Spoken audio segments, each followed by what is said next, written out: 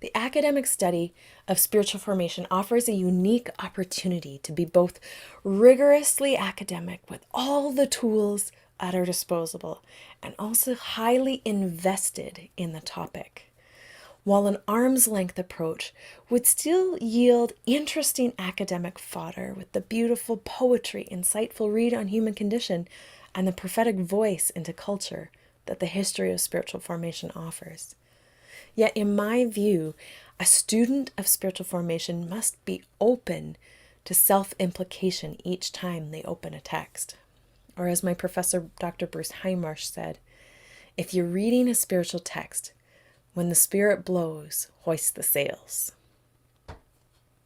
It can be mysterious how the living God slips gently from the realm of subject matter into conversation partner with an intimate encounter.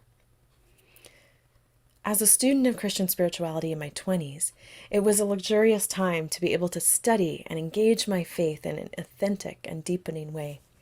And I'm better for having opened not only my mind, but my heart to the history of Christian spirituality.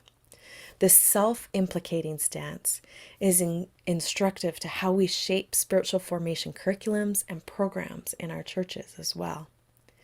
It may seem logical to teach a class on prayer or fasting or any number of spiritual practices, but in those practices, if those practices are talked about and not experienced, then we keep formation at arm's length.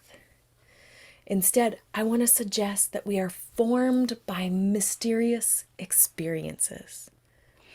I love to talk about the history of Christian spirituality, but I'm a believer not because I find spiritual poetry beautiful or I agree with a philosophical theology. I'm a believer because I met the risen Christ. And the motivation for my complex multivocational calling is the times when I've encountered the gentle hand of Jesus on the small of my back guiding me, or whispers in quiet contemplative spaces.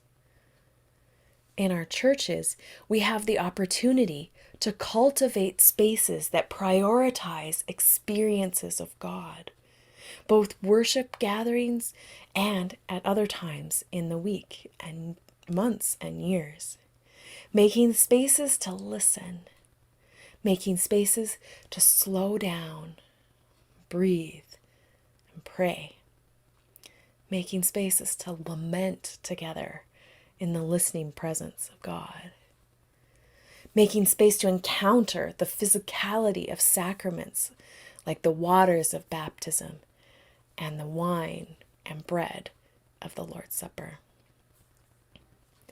Our faith needs more than thoughts about God. A friend who went through a season of deconstructing his faith shared with me that what saved his faith was not finding the right answers after the struggle, but spiritual practice that allowed him to encounter God for himself and re-enter the church. A profound mystery of encountering God is that even when the questions and wrestlings are most intense, God invites us to offer those questions in the presence of God and wait to see what happens. And it takes trust to offer this spaciousness of spiritual formation. We don't actually know what will happen in the presence of our mysterious God. And we often struggle to convey how our experiences can be described when they do take place. The early Methodists that I've met through my study struggled with language. They invoked poetry and emotional metaphors. Yet the experience of God is not simply a rush of emotion, but it's concrete, it's tangible, and at the same time, it's indescribable. I also want to caution you, making these spaces for experience is not a new formula for predictable results. One reason why encountering the mysterious God is so impactful is that God is personal, and God need not show up when we beckon or conform to our expectations. This is not a magic incantation that assumes that we can control divine power.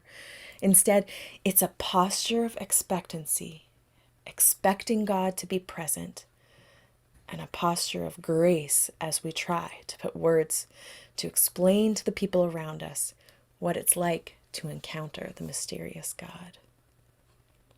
Will you make space for these mysterious encounters as God forms us for mystery?